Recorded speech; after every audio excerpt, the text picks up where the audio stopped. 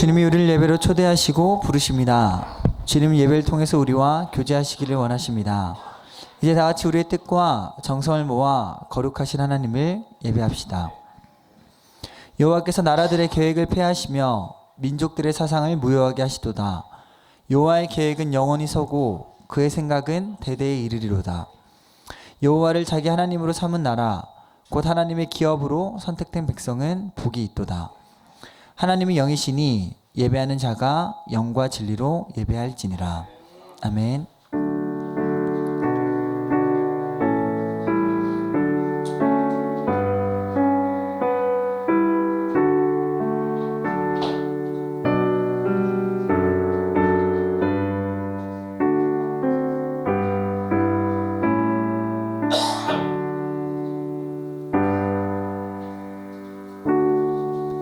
다같이 사도신경으로 우리의 신앙을 함께 고백하시겠습니다.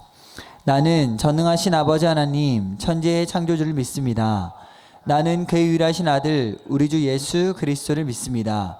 그는 성령으로 잉태되어 동정녀 마리아에게서 나시고 본디오 빌라도에게 고난을 받아 십자가에 못 박혀 죽으시고 장사된 지 4일 만에 죽은 자 가운데서 다시 살아나셨으며 하늘에 오르시어 전능하신 아버지 하나님 우편에 앉아 계시다가 거기부터 살아있는 자와 죽은 자를 심판하러 오십니다.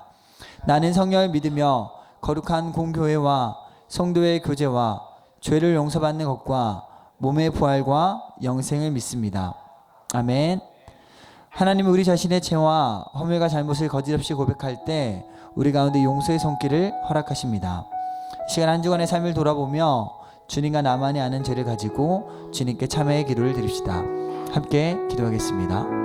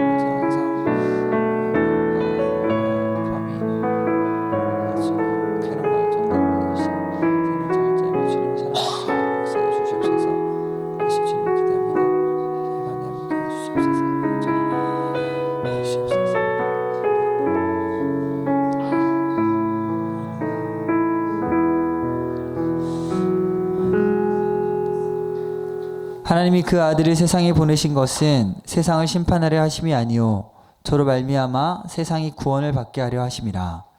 그러므로 이제 그리스도 예수 안에 있는 자에게는 결코 정죄함이 없느니라. 아멘. 오늘 예배 가운데 오신 여러분들을 주님의 이름으로 사랑하고 또 축복합니다. 이 시간도 영원히 변치 않으실 하나님의 사랑과 권세와 능력을 함께 찬양하였으면 좋겠습니다.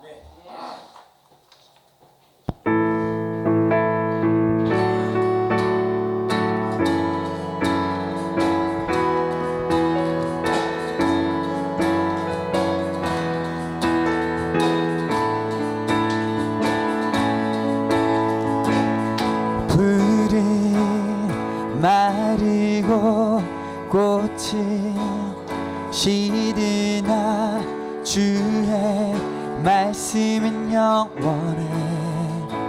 풀은 마르고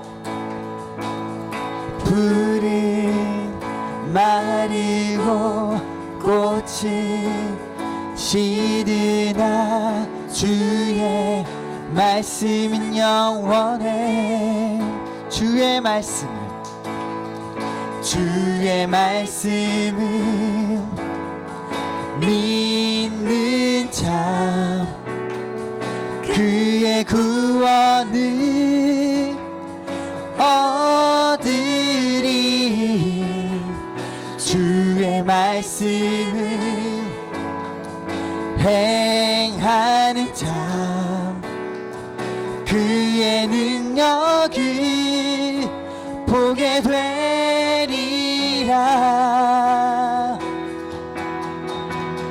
주의 말씀은 영원해.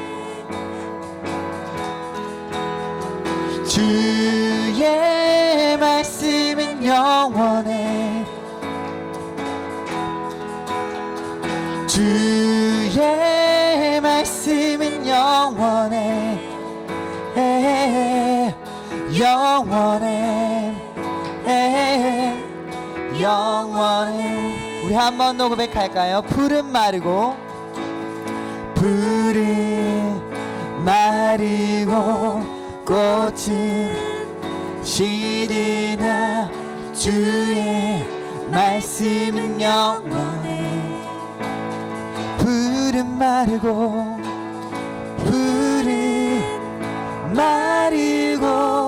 꽃은 시드나 주의 말씀은 영원해. 주의 말씀을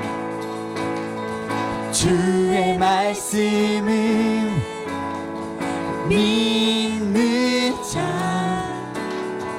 그의 구원을 얻으리. 주의 말씀을 행하는 자 그의 능력을 얻게 되리라. 주의 말씀은 영원해. 주의 말씀은 영원해. 아멘. 주의 말씀은 영원해 영원해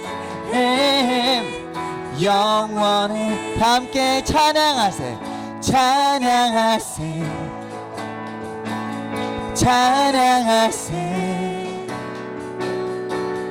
왕께 소리 높여 찬양 드리세.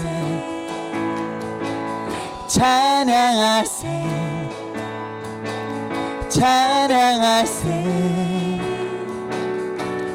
왕께 소리 높여 찬양 드리세.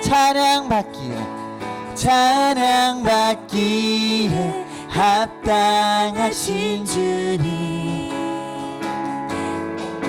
언제나 동일하신 주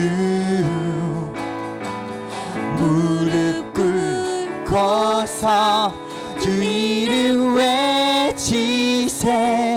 예수 나의 왕 예수 나의 왕 예수 나의 왕 예수 나의 왕 예수 나의 왕 예수 나의 왕 예수 나의 왕. 아멘 아멘.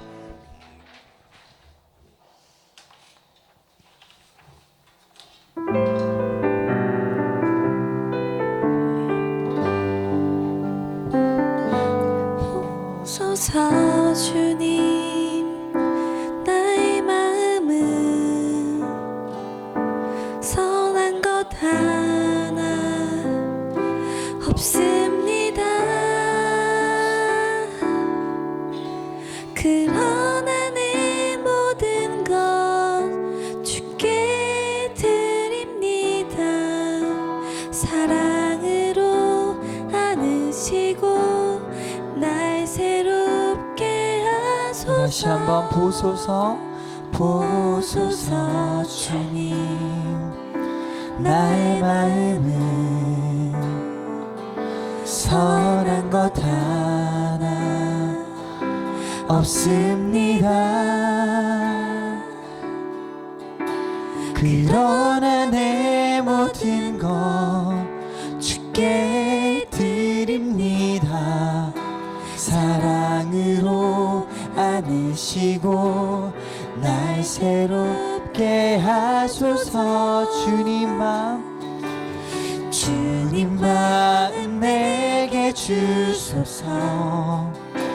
내 아버지 주님 마음 내게 주소서. 나를 향하신 주님의 뜻이 이루어지도록 주님 마음 내게 우리 마음 모아 다시 한번 보소서 보소서 주님 나의 마음은 선한 것 하나 없습니다. 그러나 내 모든 것 주께 드립니다. 사랑으로 안으시고 날 새롭게 하소서. 보소서 보소서 주님 나의 마음은 선한 것 하나 없습니다. 그러나 내 모든 것 주께 드립니다. 사랑으로 안으시고 날 새롭게 하소서. 주님 마음 내게 주소서. 내 아버지 주님 마음 내게 주소서. 나를 향하신 주님의 뜻이 이루어지도록 주님 마음 내게 우리 마음 모아 주님 마음 내게 주소서. 주님 마음 내게 주소서. 내 아버지 주님 마음 내게 주소서. 나를 향하신 주님의 뜻이 이루어지도록 주님 마음 우리 마지막으로 마음 모아 다시 한번 고백할까. 주님 마음 내게 주소서. 주님 마음 내게 주소서. 내 아버지 주님 마음 내게 주소서. 나를 향하신 주님의 뜻이 이루어지도록 주님 마음 내게 주소서. 아멘. 이 시간 예배 위에 기도하겠습니다. 모든 걸 아시고 모든 걸 하나님이 살피시는 주님, 그리고 영원히 변치 않으시고 영원히 저희 가운데 함께 하신 주님, 제가 이 시간 주님의 그 크심과 그 크신 능력과 크신 사랑을 더욱더 깨달아 알기 원합니다. 아버지, 저희 모든 마음을 들여 이 시간 주님을 알기 원하오니 이 시간 함께 하여 주시옵소서. 예배 가운데 찾아와여 주시옵소서. 이런 마음 가지고 함께 예배 위에 기도하겠습니다. 사랑의 주님, 저희 가운데 함께 하여 주시옵소서. 늘 저희 함께 하신 주님, 저희가 이 시간에 저희 깨닫게 하여 주시옵소서. 영영 불변하시고 아버지, 저에게 할나오는 사랑과 은혜를 베푸신 주님, 저희 모든 걸 아시고 저희 모든 걸 살피시는 주님, 이 시간 저희가 주님 앞에 나와 얼굴과 벗은같이 아버지 주님께 드리기 원합니다. 저희 생각과 저희 모든 마음과 저희 뜻과 저희 계획을 이 시간 주님 앞에 내려놓고 모두 주님 한 분을 의지하며 살아갈 수 있는 저희가 되기 원합니다. 예배가 듣게 예배되게 하여 주시고 예배를 통하여 더욱더 주님께서 주님 나오시는 하늘의 교회가 복된 시간 되게 해주시옵소서.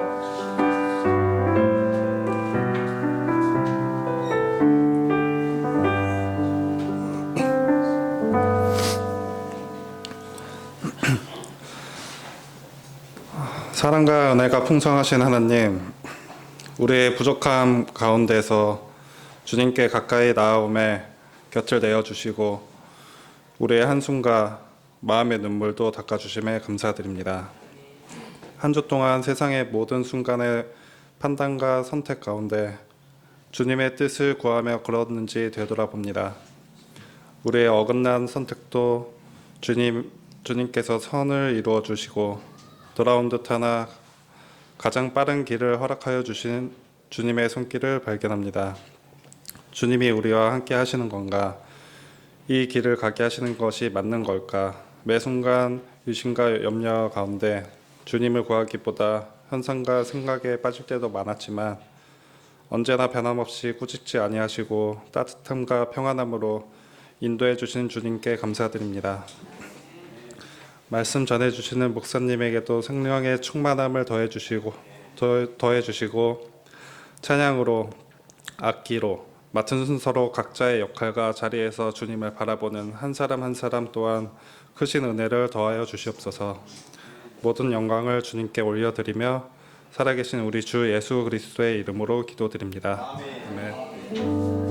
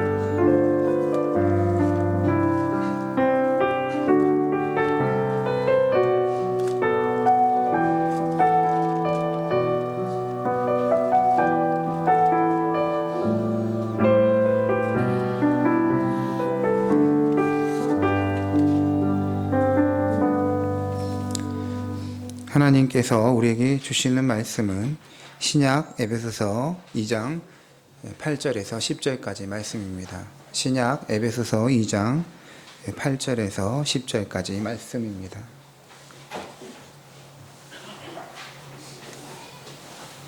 신약 성경 311쪽에 있습니다.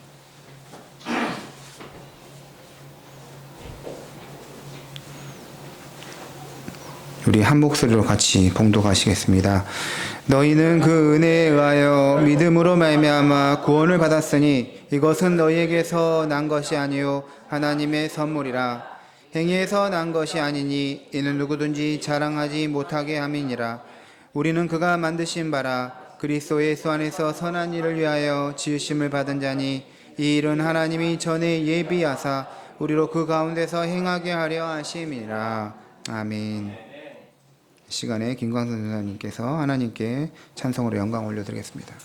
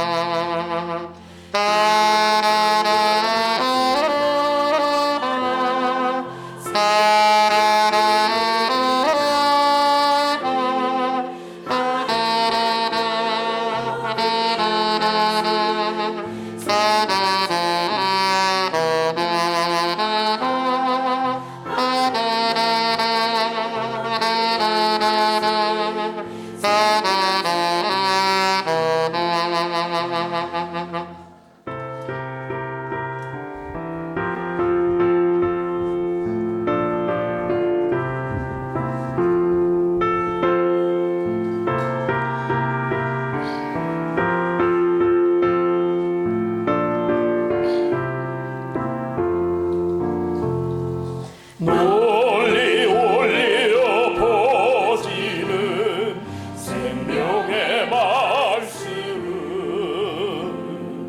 마음의 용서와 평안을 골고루 전하니 다만 예수 말씀 듣고 복을 받네. 아름답고 귀한 말씀 생명샘이로다. 아름답고 귀한 말씀 생명샘이로다. 아멘.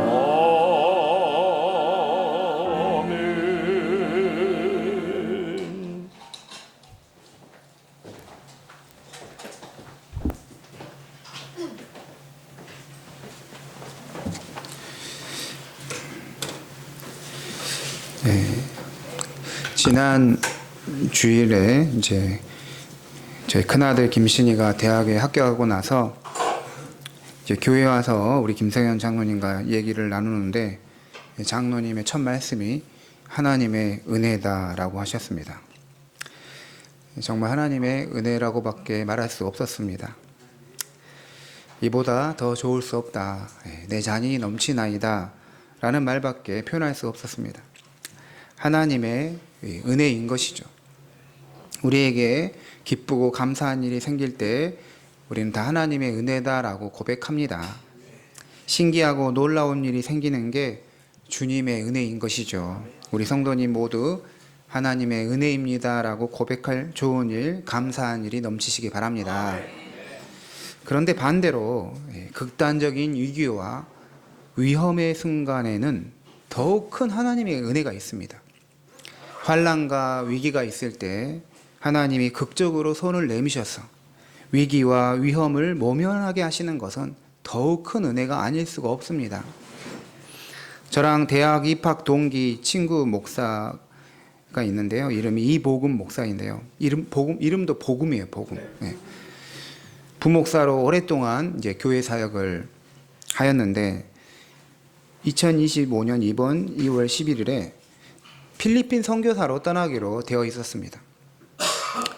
저랑 친해서 이제 필리핀 선교사로 간다는 말을 전부터 계속 들어왔는데 그러면서 선교 이제 편지도 보내주었습니다. 실제로 지난 11일 비행기로 필리핀에 가야 했습니다. 그런데 선교로 떠나기 5일 전에 몸에 문제가 생긴 것을 알게 된 것이죠. 2월 6일부터 갑자기 몸이 걷기 힘들 정도로 되었습니다. 몇 발자국만 걸어도 마치 100m를 달리기 한 상태처럼 허헉거리는 것이죠. 그래서 동네 병원에 갔더니 피검사를 했어요. 동네 병원에서 하는 말이 당장 대학병원 응급실로 가야 한다는 거예요. 환자분은 내일 돌아가셔도 이상하지 않은 상태라고 했어요. 이 혈소판 수치가 너무 낮다는 거예요.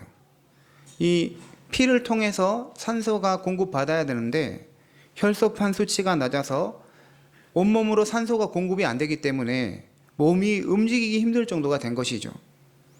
서울에서 급하게 응급실을 찾는데 사모님이 20여 군데의 병원을 전화를 했는데도 받아주기 힘들었다는 거죠. 받을 수가 없다는 것이죠. 유일하게 고대 안암병원의 응급실에서 받아주어서 그리로 가서 입원할 수가 있었어요. 혈소판 수치가 보통 15만, 17만 정도가 정상인데 동네 병원에서 피검사할 때 5만 정도였다는 거예요. 그런데 그 다음날 이 고대 안암병원에서 피검사했을 때는 3만으로 떨어졌다는 거예요. 그래서 현재 수혈을 받고 있는 상태에 있습니다. 당장 선교지로 떠나야 했는데 몸이 안 좋은 상태인 것을 알게 되어서 병원에서 수혈을 받고 입원 중에 있습니다. 만약에 모르고 필리핀으로 갔다면 어떻게 됐을까? 자기는 가자마자 순교했을 수 있다는 거예요. 그러면서 하는 말이 하나님의 은혜였다고 하더라고요. 하나님의 은혜였다. 알게 해주신 거 은혜였다. 모르고 갔다면 정말 큰일 날 뻔했다는 것이죠. 그래서 비행기 타고 필리핀으로 가기 전에 질병의 증상이 발현되어서 치료를 받을 수 있게 하신 게 정말 하나님의 큰 은혜가 아닐 수가 없습니다. 죽음의 위기 앞에서 치료를 받을 수 있게 되는데 이 얼마나 큰 하나님의 은혜가 아니겠습니까?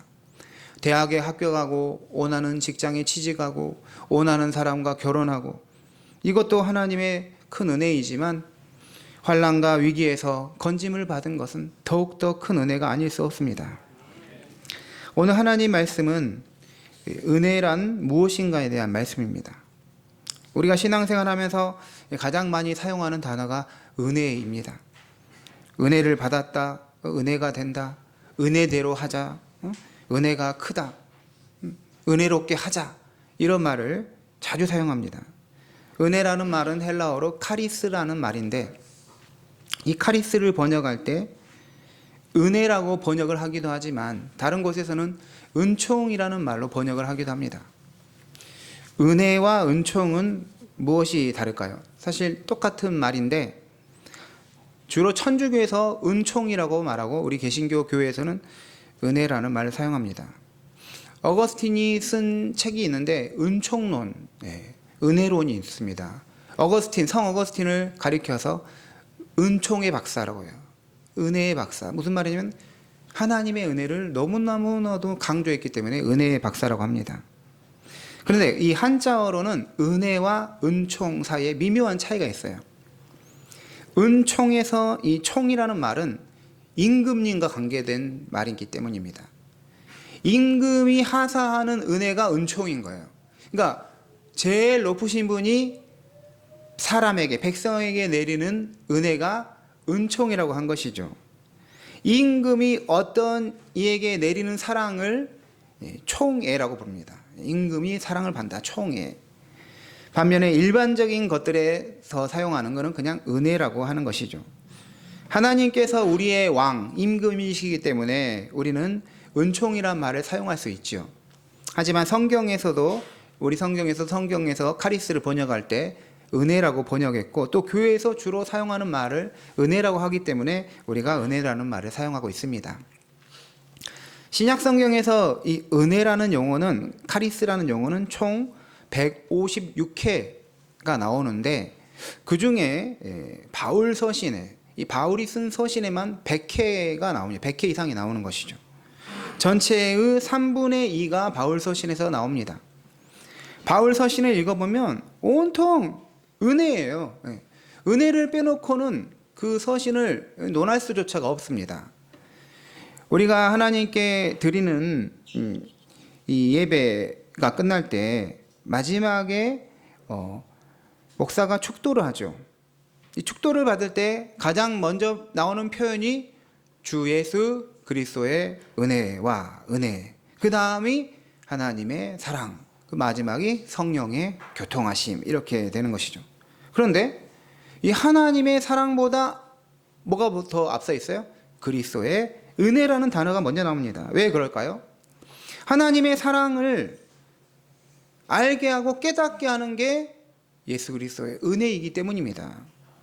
하나님의 사랑이 아무리 크더라도 그리스도의 은혜가 임하지 않으면 그 사랑이 의미 있게 다가오지 않는 거예요. 우리가 믿지 않는 사람에게 하나님은 당신을 사랑하십니다 라고 말하지만 그게 그 사람에게 아무 감동을 주지 않을 수가 있어요.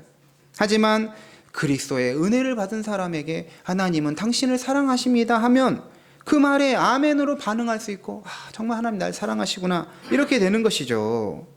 주 예수 그리스도의 은혜, 하나님의 사랑, 성령의 교통이 함께 있기를 바라는 이 축도는 말 그대로 이 축복의 선언인데, 예배를 마칠 때 축도를 받는 것은 오늘 예배 때 선포된 말씀대로 살라라는 그 사명과 함께 그 사명을 이루며 살 수 있도록 하나님이 함께 하심을 선언하는 것입니다. 축도는 주님의 은혜를 드러내며 그 은혜가 함께 있을 것이라는 것을 선언하는 것이죠. 그래서 손을 들고 하는 것입니다. 사도 바울이 이 편지를 쓸 때 인사말이 있어요. 편지에서 대부분 인사말이 은혜와 평강이 있기를 원하노라. 이렇게 시작합니다. 로마서 1장 7절을 보면 하나님 우리 주 예수 그리스도로부터 은혜와 평강이 있기를 원하노라. 고린도전서 1장 3절에 하나님 우리 아버지와 주 예수 그리스도로부터 은혜와 평강이 있기를 원하노라. 편지 인사말이 은혜라는 단어로 시작하는데, 그런데 편지의 그 마지막 끝마칠 때에도 은혜로 끝마칩니다. 나중에 성도님이 집에 가서 성경 찾아보면서 바울이 어떻게 마지막 편지를 끝마치는 걸 보면 다 우리 주 에베소서 이렇게 끝나요. 우리 주 예수 그리스도를 변함없이 사랑하는 모든 자에게 은혜가 있을지어다. 데살로니가 전서에서도 끝에 보면 우리 주 예수 그리스도의 은혜가 너에게 있을지어다. 그리고 로마서 같은 경우는 끝에 그렇게 안 끝나지만 그 바로 앞에 은혜로 끝이 나고 또 부연해서 덧붙여서 말하는 것이죠. 이렇듯 사도 바울은 그 편지를 은혜로 시작했다가 은혜로 끝마치는 걸 볼 수가 있습니다. 그렇다면 이 하나님의 은혜, 그리스도의 은혜란 도대체 무엇일까? 은혜란 문자적으로 하나님의 선물입니다. 같이 해보세요. 하나님의 선물. 그래서 이 은혜라는 카리스라는 단어에서 은혜의 선물이라는 뜻을 가진 카리스마, 은사라는 단어가 왔습니다. 그런데 이 선물로서 은혜는 값을 매길 수가 없어요. 우리가 누군가에게 선물을 이제 주고받으면 이 선물의 가격이 어느 정도 되는지 대충 가늠할 수가 있습니다. 그래서 생각하지 못했던 값비싼 선물을 받으면 부담을 가지게 되죠. 하지만 하나님의 선물인 은혜는 돈으로 측량이 안 돼요. 돈으로 셀 수가 없습니다. 값으로 살 수가 없어요. 돈으로 살 수 있다면 이미 그게 은혜가 아닌 것이죠. 그런데 값으로 측량할 수 없는 하나님의 선물인 은혜를 우리는 역설적으로 무상으로 받게 되는 거예요. 어떤 대가를 치르고 받는 게 아니라 거저 받게 되는 거죠. 그래서 은혜인 것입니다. 사랑하는 성도님들, 선물을 받으면 기분이 어떻습니까? 기분이 좋아집니다. 선물 싫어하는 사람이 어디에 있겠어요? 받으면 기분이 좋아지는데, 그래서 이 카리스, 은혜라는 말은 기쁨이라는 뜻도 가지고 있어요. 선물 받으면 다 좋잖아요. 기쁘잖아요. 기쁨이 있는 것이죠. 우리가 하나님에게 은혜를 받으면 기쁨이 생기는 것입니다. 은혜 안 받으면 불만이 생기고 짜증이 나고, 그렇지만 은혜를 받으면 마음에 평화가 오고 감사가 생기고 기쁨이 넘치는 것이죠. 현재 나에게 기쁨이 없다. 그러면 하나님의 은혜가 부족하다는 거예요. 그러므로 우리가 하나님의 은혜를 더욱 구해야 돼요. 기쁨이 없다. 은혜가 떨어졌구나. 은혜가 부족하나. 이렇게 생각해야 되는 거죠. 은혜를 모르는 호랑이라는 전래동화가 있습니다. 사냥꾼이 호랑이를 잡기 위해서 땅에 구멍을 파서 함정을 만들어 놓았어요. 호랑이가 그만 거기에 빠져서 아무리 발버둥 쳐도 나올 수가 없게 된 것이죠. 그 옆으로 나무꾼이 지나가고 있었어요. 호랑이가 나무꾼에게 자기를 살려달라고 부탁을 했습니다. 호랑이를 불쌍히 여긴 나무꾼은 호랑이를 함정에서 꺼내줍니다. 그런데 호랑이가 이 건짐을 받은 후에 태세 전환하더니 갑자기 오히려 나무꾼을 잡아먹으려고 하는 것이죠. 왜 이 동화의 제목이 은혜를 모르는 호랑이가 됐을까요? 자기를 함정에서 건져준 나무꾼을 오히려 잡아먹으려 했기 때문인 것이죠. 호랑이가 함정에서 아무리 발버둥 쳐도 혼자서 나올 수가 없었습니다. 나무꾼이 도와줘서 꺼내주었지요. 나무꾼의 도움이 호랑이에게는 은혜인 것입니다. 이 동화는 우리에게 무엇이 은혜인가를 생각하게 합니다. 호랑이가 함정에서 아무리 발버둥 쳐도 혼자 힘으로 나올 수가 없었어요. 바로 이 상태가 우리의 상태와 비슷합니다. 우리의 영적인 상태에 있어서 하나님을 모르고 이미 죄와 죽음 가운데 있었습니다. 우리는 본질상 하나님의 진노의 자녀들이었어요. 이대로 죽으면 하나님의 무시무시한 심판대 앞에 서게 됐던 것이죠. 그런데 에베소서 2장 1절을 보면 그는 허물과 죄로 죽었던 너희를 살리셨도다 라고 말합니다. 그리스도가 허물과 죄로 죽었던 우리를 살리셨다는 것이죠. 허물과 죄로 죽었던 우리를 살려주신 게 은혜인 것입니다. 5절에서도 허물로 죽은 우리를 그리스도와 함께 살리셨고 너희는 은혜로 구원을 받은 것이라 이렇게 말합니다. 예수님의 은혜로 말미암아 허물과 죄로 죽은 우리를 구원받게 하신 게 은혜 중에 은혜인 것이죠. 최고의 은혜가 뭘까요?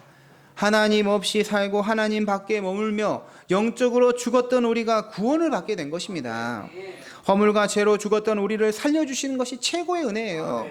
골짜기의 마른 뼈들처럼 죽어서 뼈만 남았는데 그 뼈에 생기가 들어가고 뼈들이 붓고 힘줄이 생기고 살이 덮여서 죽었던 사람이 다시 살아나는 것입니다. 영적인 상태에 있어서 죄로 죽었던 우리를 그리스도가 살려주신 것이 은혜인 것입니다. 다시 한번 우리 8절 9절 같이 읽도록 하겠습니다. 너희는 그 은혜에 의하여 믿음으로 말미암아 구원을 받았으니 이것은 너희에게서 난 것이 아니요 하나님의 선물이라. 이는 누구지 못하게 함이라. 아멘. 조금 전에 은혜가 하나님의 선물이라고 했어요. 왜 선물입니까? 은혜에 의하여만 구원을 받을 수 있기 때문인 것입니다. 어떤 자격을 갖추어 구원을 받은 것이 아닙니다. 공로로 구원을 얻은 것이 아닌 거예요. 구원은 행위에서 난 것이 아닌 은혜에 의하여 믿음으로 말미암는 것이라고 분명하게 하나님 말씀에서 말합니다. 행위는 어떤 목적하는 바를 이루기 위해 많은 어떤 노력을 하고 공을 들이는 것을 말합니다. 하지만 우리가 구원을 받는 데 있어서 우리 자신의 노력이나 공로가 1%도 포함되지 않는 거예요. 오직 하나님이 우리를 긍휼히 여기셔서 예수님 믿게 하시고 구원받게 하신 것이죠. 이게 은혜인 것입니다. 그래서 여기 보면 이는 누구든지 자랑하지 못하게 함이라 했어요. 우리 김시은이가 이제 학교에 합격을 하고 나서 학교에서 파는 이 과잠이 있더라고요. 예. 그래서 그 과잠, 이 잠바를 입고 이 송파구를 배회하고 있습니다. 오늘은 이제 공과대학 이제 새내기 배움터에 2박 3일 참석했는데요. 이거 왜 입고 다닐까? 그랬을 때 여기 성경이 자랑하기 위해서 자랑하고 싶은 거예요. 근데 좋게 봐줬습니다. 저도 그래 1학년 때나 자랑하지 4학년 때까지 계속 그러고 있겠나 이 생각을 하면서 자랑한다. 근데 자기가 뭔가를 목표로 한 걸 이뤘을 때 내가 노력했다, 내 행위가 있었다 하면 뭐 하고 싶은 거예요? 자랑하고 싶은 거예요. 이게 사람의 모든 마음이죠. 그런데 구원에 있어서는 자랑할 게 없다는 것입니다. 예. 만약 구원이 노력이나 공로에 의한 것이라면 구원받은 사람은 그 구원이 자기 노력에 의한 것이라고 자랑할 것입니다. 내세우게 되죠. 내가 이만큼 했기 때문에 내가 구원을 받았다고 내세우고 자랑하고 뽐내고 싶어지는 것이죠. 하지만 주님이 오직 우리가 하나님께만 영광을 올려드리기 위해서, 하나님만 높여드리기 위해서 오직 은혜와 오직 믿음으로만 구원받게 하신 것이죠. 구원받은 사람은 오직 하나님만 자랑하고 자기를 자랑하지 않게 하기 위한 목적이 있는 것이죠. 반면에 우리 천주교에서는 공로를 주장합니다. 공로. 이 공로가 구원의 근거가 될 수 있다고 주장해서 천주교에서는 하나님께서 구원하시지만 사람도 자기 역할이 있다는 거예요. 그래서 공로가 있어야 한다는 것입니다. 천주교에서는 이 천주교 신학에서는 공로를 3가지로 구별합니다. 첫 번째는 적정 공로, 두 번째는 재량 공로, 세 번째는 여분 공로, 이렇게 구별을 하죠. 먼저 첫째, 적정 공로라는 말은 말 그대로 단어의 뜻이 있어요. 구원을 받을 만한 적정한 적합한 공로를 내가 만들었다는 것이죠. 내가 일을 만들어야지 구원받는다면 일 정도는 내가 해냈다, 그러는 걸 적정 공로라는 것이죠. 그래서 쌓은 공로가 구원받기에 기본 수준에 도달했다는 것입니다. 그 다음 두 번째는 재량 공로가 있는데, 이 적정 공로의 수준에는 못 미치지만 공로가 조금 있다는 거예요. 1은 아니지만 한 0.3, 0.5 이 정도 있다는 것입니다. 그러면 어떻게 해야 되느냐? 교회에서 행하는 성례를 참여한다는 거예요.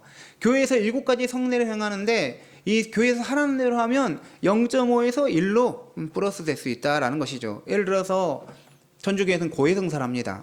고해성사를 하면 제가 이런 잘못했습니다. 그러면 보석 행위를 합니다. 보석.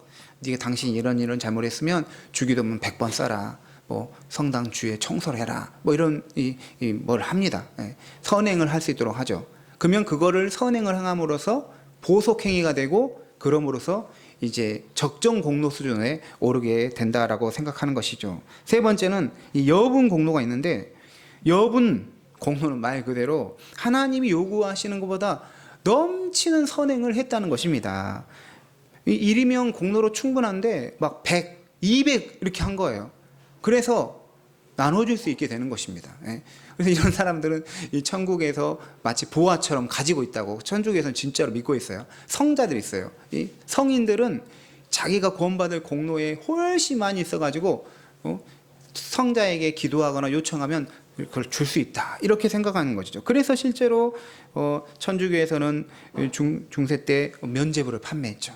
성인들의 공로를 받을 수 있다라고 생각했던 것입니다. 반면에 이 개신교는 모든 우리 사람들에게서 공로를 다 제거해요. 공로가 없다는 거예요. 오직 은혜만을 내세요. 그냥 100% 은혜라는 거예요. 구원받는데 1%도 들어가면 안 돼요. 0.1%도 들어가면 안 됩니다. 공로는 우리에게 있을 수 없고 오직 그리스도의 공로밖에 없다는 것입니다. 그게 바로 기독교인 것이죠. 은혜를 받아들이는 이 믿음조차도 공로로 여기지 않습니다. 은혜의 선물인 것이죠. 좀 더 구체적으로 은혜란 무엇일까요? 은혜는 무엇보다도 죄의 문제와 연결이 돼서 우리가 생각을 해야 합니다. 에베소서 2장 1절에 허물과 죄로 죽었다라고 했어요. 그 허물과 죄를 해결해 주는 게 은혜인 거예요. 우리는 어떤 감동을 받고 특별한 어떤 감동에서 감정을 받을 때 은혜 받았다라고 생각하는데, 물론 감동을 받아서 감정이 동요되는 것도 은혜의 한 형태이긴 하지만 그게 무조건 은혜인 건 아니에요. 은혜는 분명히 우리 안에 무엇인가를 없애면서 존재하기 때문인데, 그것은 바로 죄를 없애야 한다는 것입니다. 우리가 그냥 감동적인 얘기를 들었고 어떤 이야기를 들었을 때 감동을 받았다, 이건 그냥 감동을 받았을 것일 수 있다는 것이죠. 은혜를 받았다는 건 뭐냐면 우리 안에 있는 잘못된 것을 없애주는 거예요. 죄를 사하여 주어서 죄가 사라지게 하는 것이 하나님의 진짜 은혜인 것입니다. 이스라엘 백성들이 광야 생활할 때 성막을 만들었습니다. 성막 안에는 성소가 있고 더 깊은 곳엔 지성소가 있는데, 이 지성소에는 언약궤라고 하는 법궤가 있습니다.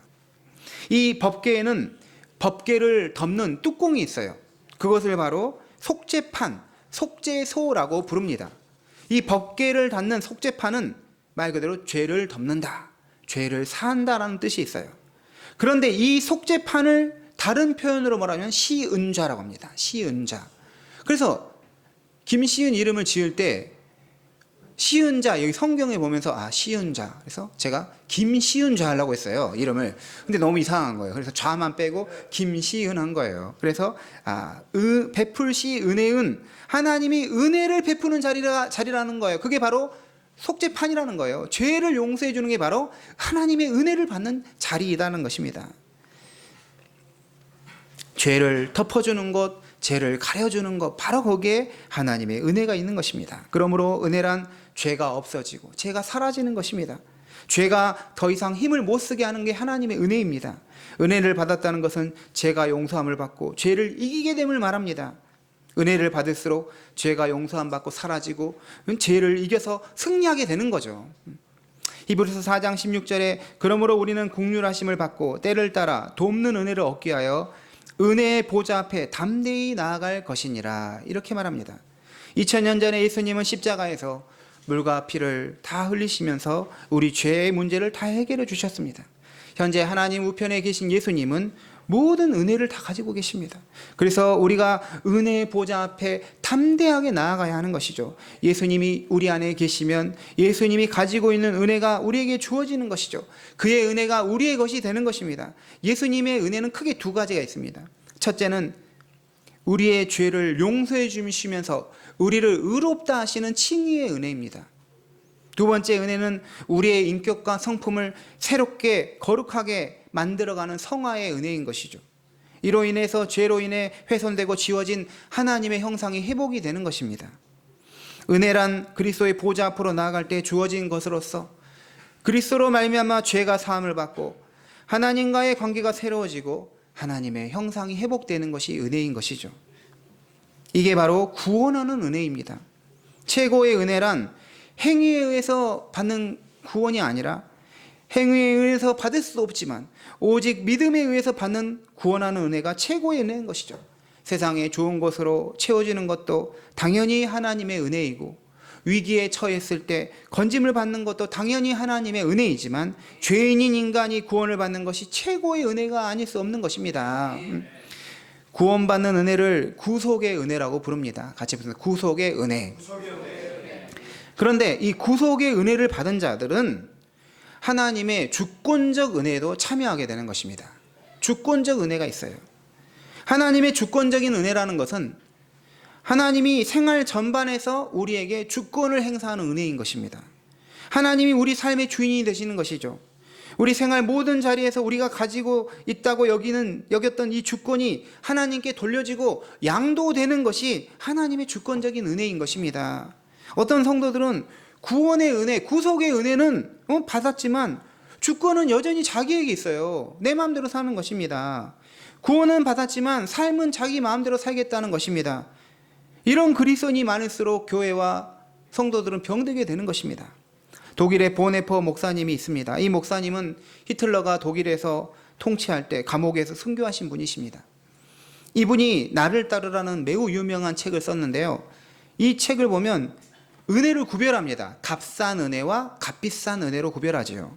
보네퍼 목사님은 그리스도인들이 경계하는 은혜가 값싼 은혜라는 것입니다. 값싼 은혜란 하나님의 은혜를 값싸게 취급하는 거예요. 은혜를 싸구려로 만들어버리는 것입니다. 은혜는 값없이 주어진 아무 대가나 공로 없이 우리에게 거저 주어지는 하나님의 선물이지만, 은혜가 거저 우리에게 주어졌다고 해서 은혜를 받은 그리스도인이 그리스도의 은혜를 값싸게 쓰레기처럼 헐값으로 만들어서는 안 된다는 것이죠. 값싼 은혜란 하나님이 그리스도의 피값을 치르고 우리에게 주신 그 고귀한 은혜를 시장 바닥에서 그저 싸구려 물건 취급하듯이 언제나 손쉽게 구할 수 있는 물건으로 여겨버린다는 것과 같다는 것을 보네포 목사님 말했습니다. 보네포 목사님은 값싼 은혜를 참회 없는 죄 용서라고 했어요. 참회, 진정한 회개 없이 그냥 용서만 받는 은혜라는 거예요. 죄 용서만 받았지 죄에 대해서 돌이키지 않는다는 것이죠. 죄를 미워하고 혐오하는 거 없이 그냥 죄 용서만 받는다는 것이죠. 싸구려 은혜로 만드는 것입니다. 값싼 은혜란 삶 속에서 그리스도를 따르지 않는 은혜이고, 신자의 삶에 십자가가 없는 것이라고 말했습니다. 아무리 거저 은혜를 받았더라도 그 보배로운 은혜를 싸구려 취급해서는 안 된다는 것이죠. 그 은혜를 값비싼 은혜로 우리가 여겨야 한다는 것이죠. 예수 그리스도를 따르고 죄를 지었을 때는 그 죄를 미워하고 죄 용서받고 참회해야 한다. 진정으로 참회해야 한다는 것이죠. 십자가를 지고 주님을 따르는 제자가 되는 게 진정한 값비싼 은혜인 것입니다.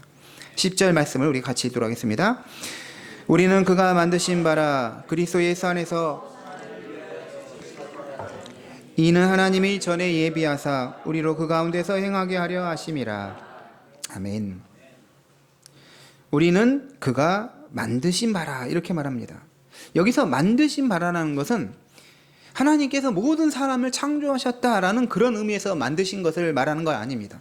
여기서 만들었다는 것은 죄인인 인간이 성령님에 의해서 또 그리스도의 은혜로 새롭게 만들어진 인간, 즉 중생한 거듭난 그리스도인을 말합니다. 중생한 그리스도인은 하나님께서 새롭게 만드신 것이죠. 이 만드신 바라는 단어를 헬라어 성경으로 보면 포이에마라는 단어를 사용하는데, 이 포이에마라는 단어는 작품, 걸작이라는 뜻을 가지고 있습니다. 하나님이 죄인인 우리를 새롭게 만드신 것, 이게 바로 하나님의 걸작, 작품이라는 것이죠. 우리 인격과 인생을 예술 작품을 하나님이 만드시듯 우리를 창조하시는 것입니다. 새로운 피조물로 만드는 것이죠. 이 작품을 만드시는 것이 은혜의 전 과정인 것입니다. 그러면 우리는 무엇을 하게 만드셨다고 말합니까? 선한 일을 위하여 지으셨다라고 말합니다.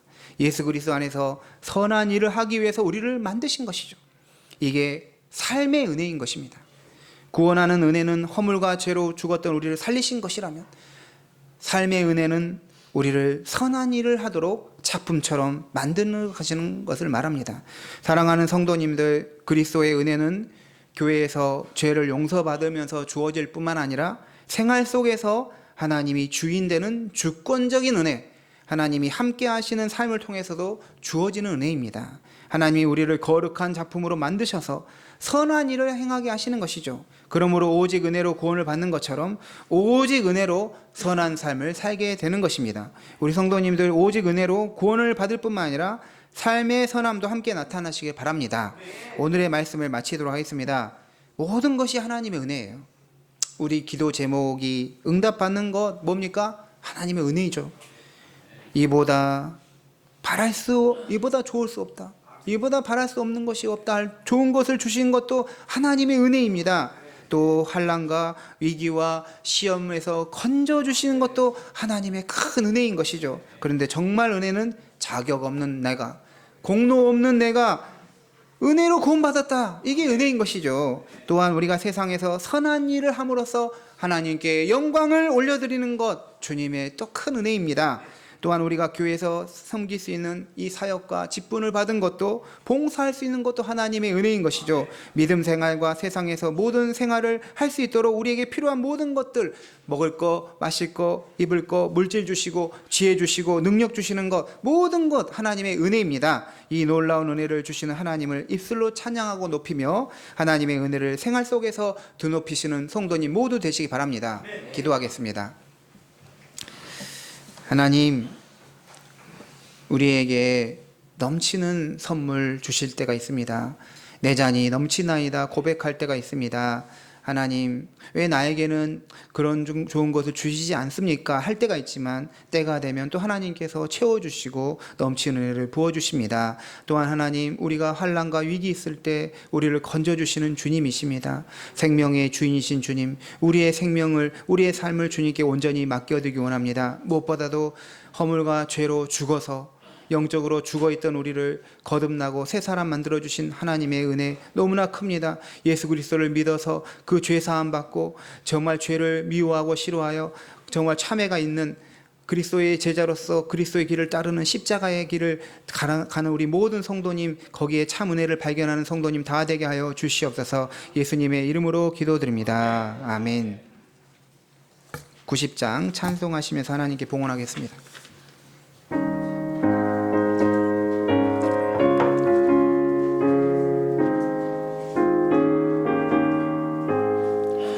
주 예수 내가 알기 전 날 먼저 사랑했네. 그 크신 사랑 나타나 내 영혼 거듭나네. 주 내 맘에 늘 계시고 나 주의 안에 있어. 저 포도 비유 같으니 참 좋은 나의 친구.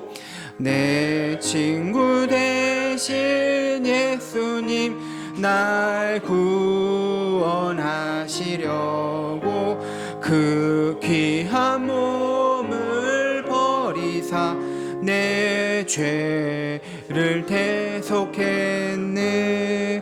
나 주님을 늘 믿으며 그 손을 의지하고 내 몸과 마음을 바쳐서 끝까지 충성하리. 내 진실하신 친구여 그 은혜 내려주사 날 항상 보호하시고 내 방패 되옵소서. 그 풍성한 참 사랑을 네 능히 끊을 소냐. 날 구원하신 예수는 참 좋은 나의 친구. 하나님, 한 주 동안도 주님께서 지켜주셨습니다. 보호하여 주셨습니다. 다시 은혜의 자리로 우리를 불러주셨습니다. 이 예배의 자리가 은혜를 충만하게 받는 자리임을 믿습니다. 하나님께 받은 은혜로, 교회에서 예배 때 받은 은혜로 한 주간 살아갈 수 있도록 하심을 믿습니다. 하나님, 우리 모든 성도님들 구원하는 은혜뿐만 아니라 생활 속에서도 은혜 가운데 살게 하여 주시옵소서.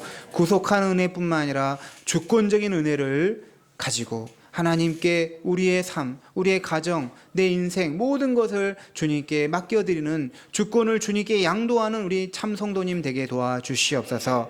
하나님, 위기와 어려움이 있습니까? 걱정하고 근심하기 전에 먼저 하나님 찾아서 하나님께 은혜를 구하는 우리 모든 성도님 되어서 은혜를 응답받는 성도님 다 되게 도와주시옵소서.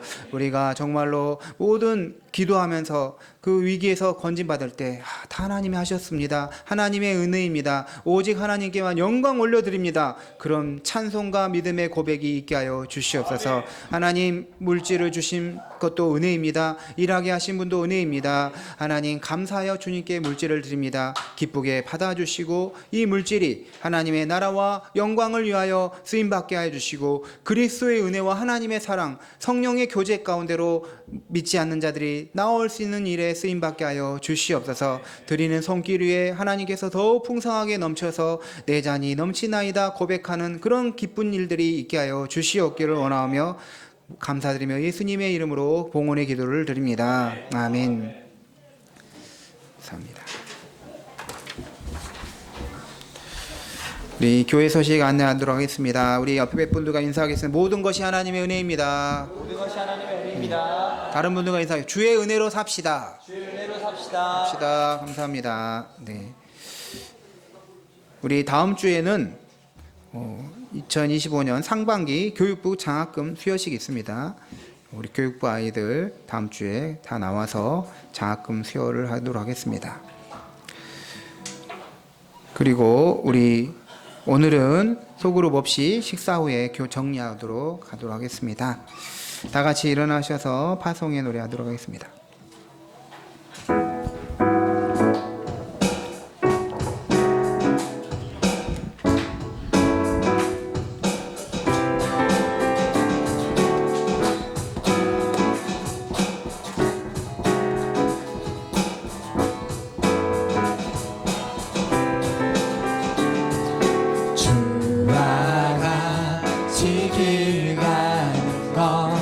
즐거운 일 아닌가 우리 주님 걸어가신 발자취를 밟겠네 한 걸음 한 걸음 주 예수와 함께 날마다 우리 걸어가리 어린아이 같은 우리 미련하고 약하나 주의 손에 이끌리어 생명길로 가겠네 한 걸음 한 걸음 주 예수와 함께 날마다 우리 걸어 한 걸음 한 걸음 한 걸음 한 걸음 주 예수와 함께 날마다 우리 걸어가리. 우리 주 예수 그리스도의 은혜와 하나님 아버지의 크신 사랑과 성령의 교통하심이 오직 은혜에 의하여 믿음으로 말미암아 구원받고 또한 은혜에 의한 삶을 살기 원하는 모든 주의 자녀들 위해 지금 영원토록 함께 하시길 간절히 축원하옵나이다. 아멘.